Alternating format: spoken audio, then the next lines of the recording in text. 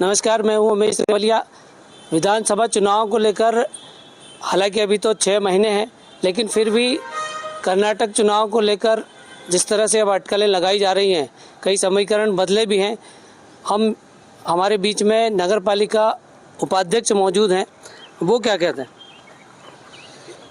पहले तो मैं आज तक को बहुत बहुत धन्यवाद देता हूं जो 6 महीने पूर्व आप इस चुनाव की तैयारी कर रहे हैं और हमें बता रहे हैं। देखो, कांग्रेस और भाजपा में सिर्फ इतना अंतर है, जिस प्रकार से बताया जाता है कि यदि हम वहाँ पे जीतते तो भारत माता जय के नारे लगाते हैं, और आपने देखा पूर्व में अभी कांग्रेस वहाँ पर जीत गए तो वहाँ पर उनके जुलूस में पाकिस्तान जिंदाबाद के नारे लग रहे हैं। यही अंतर भाजपा में है। ठीक इसके विपरीत यदि कांग्रेस वहाँ पे हारती तो ईवीएम पे ठिकरा फोड़ती, और हमारे पदाधिकारी आज भी उस हार को स्वीकार कर आगामी समय अच्छे कार्य करने की बात करते हैं। ये अंतर है भाजपा और कांग्रेस में, और इसी कार्य को लेकर हम आगामी समय कार्य करेंगे। हम विकास कार्यों पर और जन योजनाओं पर कार्य करते हैं, और हम माँ भारती के सपूत हैं और भारत का वैभव कैसा बना रहे इसके पर कार्य करते हैं। और आगामी समय आपको विधानसभा में उसके परिणाम भी दिखेंगे। हम पुनः जीत के आएंगे और विकास कार्यों की गंगा बहाएंगे। कर्नाटक में जिस तरह से कहा जा रहा है कि जो परिणाम आए हैं मोदी जी का, अमित शाह का, जादू नहीं चला होगा। जादू ऐसा नहीं है। वहाँ पर आप पूर्व में यदि देखेंगे उसका इतिहास उस स्थान का, एक बार भाजपा एक बार कांग्रेस का इतिहास रहा है। कुल मिला के कुछ चीज़ों में आप जो बताते हैं, कुल मिला के जो कांग्रेस घोषणा पत्र होता है, आप उस घोषणा पत्र को पढ़ना, कर्नाटक में किस प्रकार से वहाँ की जनता को मूर्ख बनाया गया है।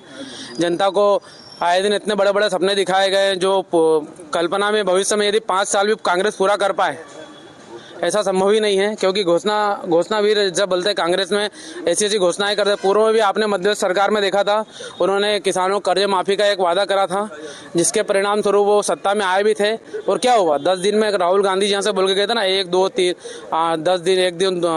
10 गिनती में 10 तक गिनोगे, 10 दिन में किसानों कर्जा माफ होगा। 15 महीने की गवर्नमेंट में कुछ नहीं हुआ उनसे, और जनता का फीडबैक था भाजपा को पुनः और स्थापित हुआ। और 15 महीने की सरकार में ही कांग्रेस की सरकार गिर गई और भाजपा पुनः स्थापित हुई। क्या कहना चाहते हैं? कर्नाटक चुनाव की अगर बात किया जाए तो कर्नाटक चुनाव का असर वैसे मध्य प्रदेश में इतना कोई खास दिखने वाला नहीं है। हाँ, ये जरूर है कि कांग्रेस के कार्यकर्ताओं में जोश और उत्साह देखने को मिल सकता है।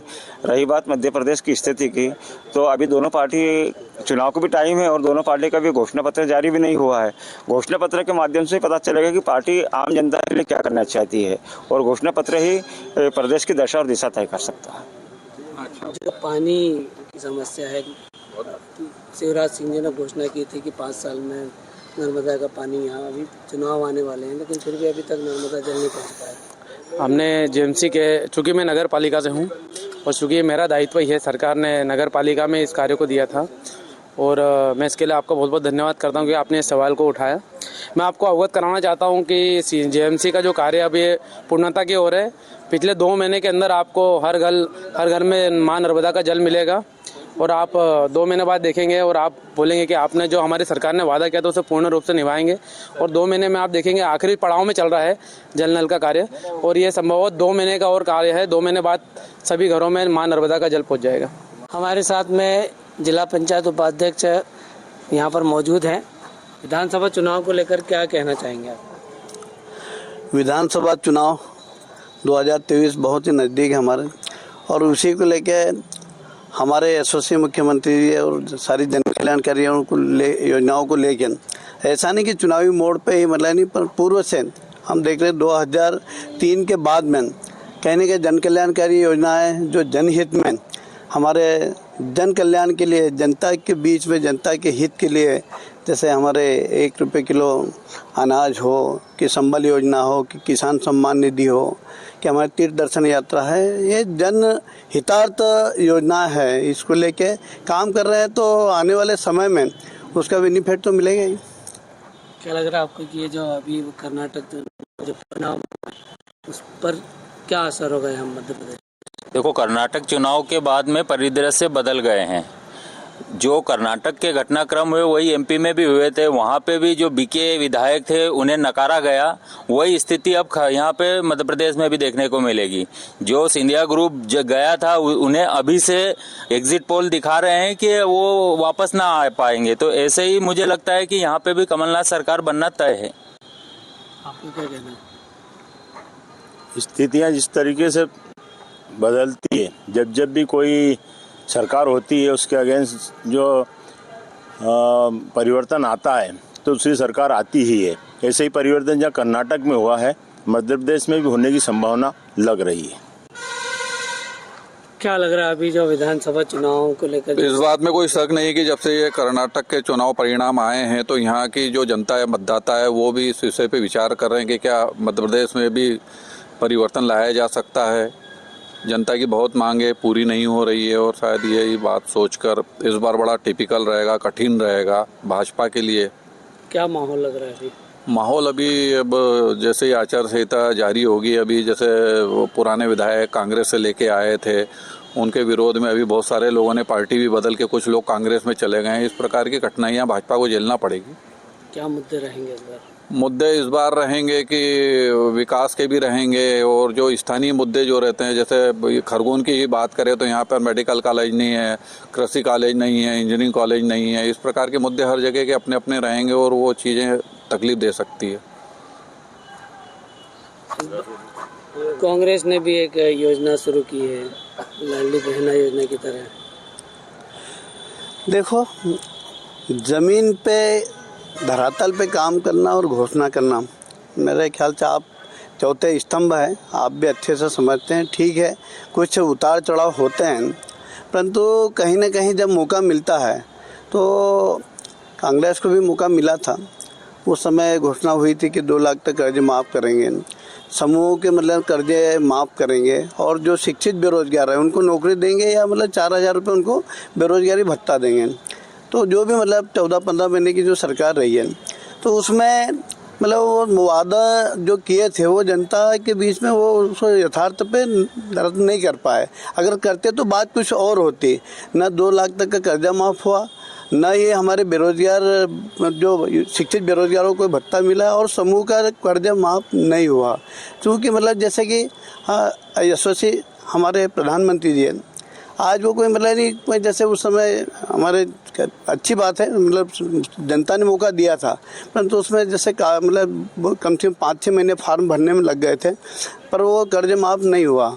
अभी जैसे हम मोदी जी की बात करें तो वो जन हितकारी योजना है, जैसे हमारे किसान सम्मान निधि, एक क्लिक दबाते हैं, कोई मतलब उसमें फार्म जमा करने की आवश्यकता नहीं, एक क्लिक दबाते हैं, भारत के सारे काश्तकारों के खाते में पैसे जमा होते हैं।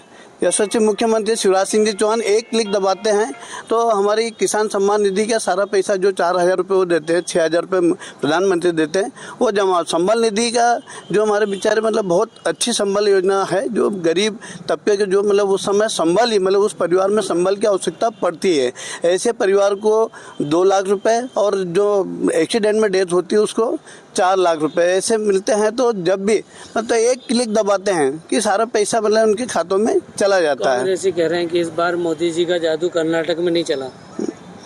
मोदी जी का जादू, मोदी जी कोई ऐसे जादू की छड़ी नहीं है, परंतु जनहित के और वो जमीनी स्तर के नेता है ना, वो कोई जादू वाली बात नहीं। उनके जो ठीक है वहाँ की परिस्थिति कर्नाटक और हमारे मध्य प्रदेश और हर जगह हर परिस्थितियाँ, अभी हमें श्याम जी ने बताया कि हर जगह की परिस्थितियाँ अलग होती है। हमारे मध्य प्रदेश की परिस्थितियाँ मेरे ख्याल से ऐसा नहीं है। 18 साल का सुशासन देखा है और सुशासन पे मुझे तो ऐसा लगता है कि सुशासन और जो जन कल्याणकारी योजना है, अभी हम अगर मान लो कि कोरोना काल की बात करें तो कोरोना काल में आज विश्व स्तर पे क्या स्थिति थी, आप है ना मीडिया के मतलब हमारे बहुत अच्छे साथी और चौथा स्तंभ हो, विश्व में क्या स्थिति है और हमारे भारत में हमारे मोदी जी और हमारी मध्य प्रदेश सरकार ने भी ठीक ठाक। तो ऐसे बहुत कुछ जन कल्याणकारी योजनाओं का फर्क पड़ता है, परंतु ये बात आपकी सत्य है कि इसमें हमको बहुत, और अभी जो कर्नाटक के जो मतलब चुनाव हुए हैं और जो परिणाम आया है उससे हमें बहुत कुछ करने की आवश्यकता है। क्या लग रहा है आपको? देखो, जैसे 2 कारण बनेंगे भाजपा के हारने के। पहला कारण बनेगा कि अहाते को बंद कर दिया गया है, जो लोग शराब हाथों में पीते थे वो बीच रोड पे पी रहे हैं और पुलिस बड़ा परेशान कर रही है। एक कारण ये रहेगा। दूसरा, लाडली बहना योजना भी हार का कारण बनेगा। उसके पीछे महत्वपूर्ण ये है कि जो माता बहनें पूरे धूप में 45 डिग्री 44 डिग्री में बहुत ज़्यादा परेशान हुई और बहुत सारी ये जैसे सर्वर डाउन रहा, ये रहा वो रहा, तो उस कारण परेशानी हुई और उसमें से बहुत सी बहनों को पैसा नहीं मिलेगा और ये भी कारण बनेगा। भले ही 8,000 करोड़ रुपए का इन्होंने बजट बचाया, लेकिन बहुत मुश्किल है इतनी बहनों को इतना पैसा मिलना। क्या लग रहा है विधानसभा चुनाव में क्या स्थिति? वर्तमान में महंगाई की जो जनता पे मार पड़ रही है उसमें गैस टंकी की बड़ी बात है और दूसरा लाडली बहना की जो जहां तक बात कहेंगे, लाडली बहना में मात्र जो औपचारिकताएं निभाई गई है जिसमें बहुत सारी फॉर्मेलिटी करना गई, जिसको लेके कई महिलाएं इस पूरे क्राइटेरिया से बाहर हो जाएगी, जिससे उनको भाजपा को जनता का आक्रोश भी झेलना पड़ेगा। साथ ही खरगोन विधानसभा क्षेत्र की बात कही जाए तो खरगोन विधानसभा चुनाव पिछले 2 चुनावों से नर्मदा जल को लेकर लड़ा जा रहा है, लेकिन खरगोन में नर्मदा जल के अभी तक अते पते नहीं है, जिसको लेकर जनता में आक्रोश देखने को मिल रहा है। कहीं न कहीं ये कहा जा रहा है कि जो ये वादे किए गए थे वो अभी तक पूरे नहीं हुए। वादे ठीक है, कहीं विधानसभा में कुछ है ना, नर्मदा का जल जो है, मतलब मैं आपसे मतलब आप अच्छे से उस संबंध में आप कहते हो कि नर्मदा के जल जो हमारे यशस्वी प्रधानमंत्री जी की नल जल योजना है, शुद्ध जल के इसमें करोड़ों अरबों रुपए के मतलब नहीं, मैं ज़्यादा नहीं, हमारे छोटे छोटे क्षेत्र की बात करूँ और सेगांव की बात करें तो वहाँ पर 37 पंचायत और 37 पंचायत के मतलब 53 गाँव में प्रत्येक गाँव में मतलब नर्मदा का जल मतलब हमारे जो मतलब एक BR 2 है, BR 2 से मतलब पानी आ रहा है। हमारे भगवानपुर क्षेत्र में विकास यात्रा का प्रभारी भी था, तो बहुत मतलब मेरे ख्याल से एक आध गांव जो पुराने मतलब जहां पर 100% मतलब नल जल योजना है उसको मतलब तो वो भी अभी उसमें दूसरे भाग में ले रहे हैं। बाकी प्रत्येक गांव में नल के जल योजना की मतलब शुद्ध पानी मिले। यहाँ खरगोन की जो बात है तो खरगोन की बात में अभी क्या है कि उसी धुरी पे मतलब नहीं ठीक है, उसमें देरी जरूर हुई है, तो उसमें भी मतलब अभी मतलब उस दिशा में मतलब अभी प्रभारी मंत्री आए थे तो उनसे हमारे जनप्रतिनिधियों ने चर्चा करी।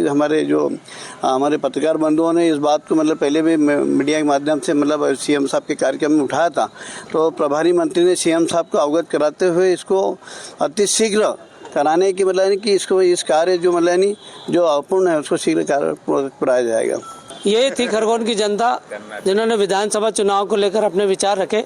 उमेश रेवलिया, MP तक, खरगोन।